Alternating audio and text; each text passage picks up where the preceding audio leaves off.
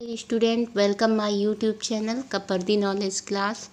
तो आज हम आपके लिए कहानी लेकर आए हैं, इसमें क्या शक है। तो कहानी का क्या नाम है, इसमें क्या शक है। तो कहानी शुरू करते हैं। बहुत पुरानी बात है, एक दिन एक सेठ मेला देखने गया। वहाँ एक आदमी तोते बेच रहा था।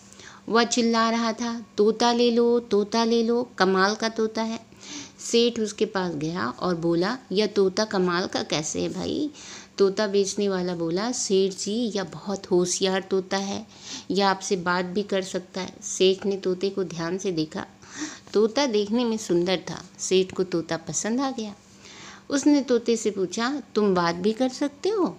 तोता बोला, इसमें क्या शक है। यह सुनकर सेठ बहुत खुश हुआ। उसने तोता खरीद लिया और अपने घर ले आया। उसने तोते के पिंजरे को घर के बरामदे में टांग दिया। अगले दिन सेठ ने तोते से पूछा, क्या मैं एक अच्छा आदमी हूँ। तोता बोला, इसमें क्या शक है। सेठ, क्या घर के लोग सब लोग मुझसे प्रेम करते हैं। तोता बोला, इसमें क्या शक है। सेठ, क्या घर में कोई मुझसे जलता है। तोता बोला, इसमें क्या शक है। सेठ बोला, वह कौन है। तो तोता फिर बोला, इसमें क्या शक है। सेठ, क्या तुम उसका नाम जानते हो। तोता बोला, इसमें क्या शक है। सेठ, तुम मुझे उसका नाम बतलाओगे। तोता बोला, इसमें क्या शक है। तो सेठ, तो बताओ। तोता, इसमें क्या शक है। सेठ, भाई बताओ भी, मुझे भी तो पता चले। तोता, इसमें क्या शक है। सेठ, तो अब उसका नाम बताओ। तोता कहता है, इसमें क्या शक है। सेठ, ये क्या रट लगा रखी है, इसमें क्या शक है। क्या मैं तुम्हें मूर्ख दिखाई देता हूँ। तो तोता बोला, इसमें क्या शक है। सेठ, ओह, मुझसे कितनी बड़ी भूल हुई जो तुम्हें खरीद कर लाया। तोता, इसमें क्या शक है। ये देखो, तोता है और सेठ है। तो तोता कहता है, इसमें क्या शक है। तो सेठ कहता है, हे भगवान, उस आदमी ने मुझे ठग लिया। तो तोता कहता है, इसमें क्या शक है। कहानी आप सभी को कैसी लगी, तो आप भी लोग कमेंट में कहिएगा, इसमें क्या शक है। कहानी आप लोग को अच्छी लगी, इसमें क्या शक है, ज़रूर बताइएगा। तो अब हम अपनी दूसरी कहानी देखते हैं। क्या है दूसरी कहानी, है चापलूस मंत्री। अब हम चापलूस मंत्री की कहानी सुनते हैं। सब जानते हैं कि झूठी प्रशंसा करने वाले लोग हितकारी नहीं होते। हितकारी मतलब फ़ायदेमंद नहीं होते, सेहत के लिए बहुत ही हानिकारक होते, फिर भी लोग उन्हें पसंद करते हैं। देखो, चाउमीन, पिज्ज़ा, बर्गर, ये सब हमारे स्वास्थ्य के लिए बहुत हानिकारक है, लेकिन फिर भी हम लोग उन्हें पसंद करते हैं। उसी तरह झूठी प्रशंसा करने वाले लोग भी हितकारी नहीं होते हैं, फिर भी लोग उन्हें पसंद करते हैं। यहाँ एक ऐसी ही राजा हैं, उसके मंत्री की कहानी दी गई है। तो चलिए कहानी का मज़ा लेते हैं। दक्षिण भारत में एक राजा था। एक बार वह काम करते करते ऊब गया मतलब बोर हो जाते हैं ना लोग, परेशान। तब उसने अपने मंत्री से कहा, मंत्री जी, बहुत दिन से हम कहीं बाहर घूमने नहीं गए। अब हम बुरी तरह ऊब गए हैं। हम कहीं बाहर घूमने जाना चाहते हैं। इस बारे में आपका क्या कहना है। तो मंत्री बहुत चापलूस था। चापलूस मतलब जो मक्खन पालिश नहीं करते हैं, बटरिंग, उसी को कहते हैं चापलूस। तो वह सदा राजा का की हाँ में हाँ मिलाया करता था। वह तुरंत बोला, बहुत उत्तम विचार है आपका। राजा ने पूछा, हमें कहाँ जाना चाहिए। राजा ने फिर उससे पूछा कि हमें कहाँ जाना चाहिए। तो मंत्री बोला, महाराज, जहाँ आपको अच्छा लगे वहीं जाना चाहिए। राजा ने कहा, क्यों ना हम गंगा स्नान करने चले। मंत्री तपाक से बोला, बड़ा शुभ विचार है, ऐसा करने से धर्म लाभ भी होगा और आपका मन भी बहल जाएगा। राजा ने पूछा, क्या चलने का कोई शुभ मुहूर्त निकलवाया गया।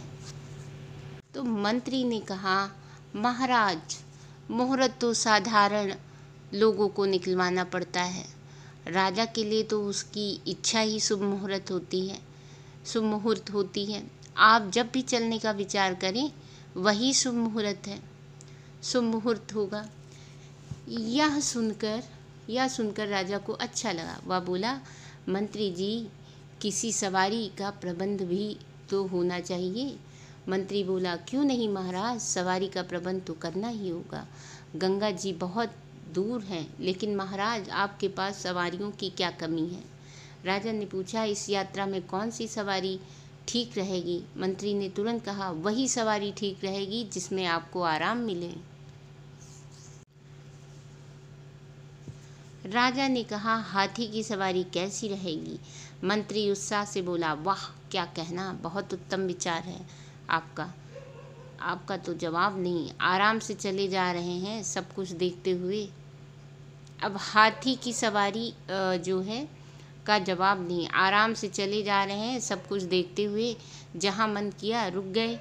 देखने वाला भी सावधान हो जाए कि किसी रईस की सवारी आ रही है।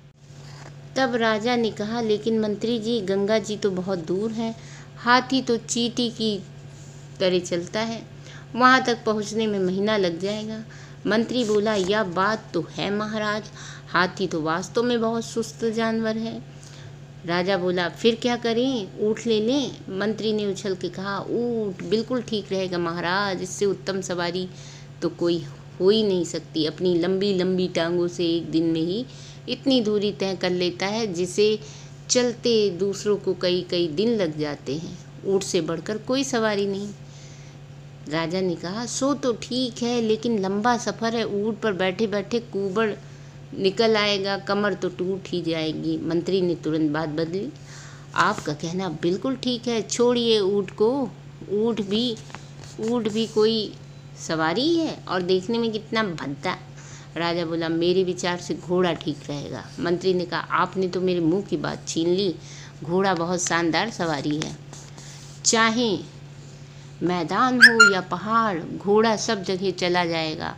घोड़ा वीरों की सवारी है। राजा ने कहा, यह बात तो ठीक है, लेकिन घोड़े पर घंटों बैठने से कमर अकड़ जाएगी। कोई 1-2 घंटे की तो बात है नहीं।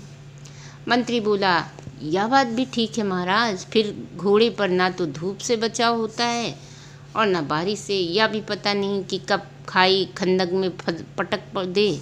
बड़ा मनमौजी जानवर होता है। राजा ने कहा, फिर तो पालकी ठीक रहेगी। मंत्री ने उत्तर दिया, आपने बिल्कुल सही कहा, उसमें धूप से भी बचाव होगा और बारिश से भी। आपका सफ़र बहुत अच्छा कटेगा। राजा ने पूछा, लोग हंसेंगे तो नहीं? पालकी में बैठकर गंगा स्नान के लिए जाने की बात अजीब लगती है। मंत्री ने कहा, महाराज लोग हंसेंगे तो अवश्य, गंगा स्नान के लिए पालकी में जाना तो जीते जी मुर्दे की तरह जाने के समान है। राजा बोला, फिर क्या करें, गंगा स्नान के लिए जाने की बात रहने ही दें। मंत्री ने सिर झुकाकर कहा, आपने बिल्कुल ठीक फैसला किया। गंगा जाने में क्या रखा है, मन चंगा तो कठौती में गंगा। राजा ने कहा, तो फिर ठीक है।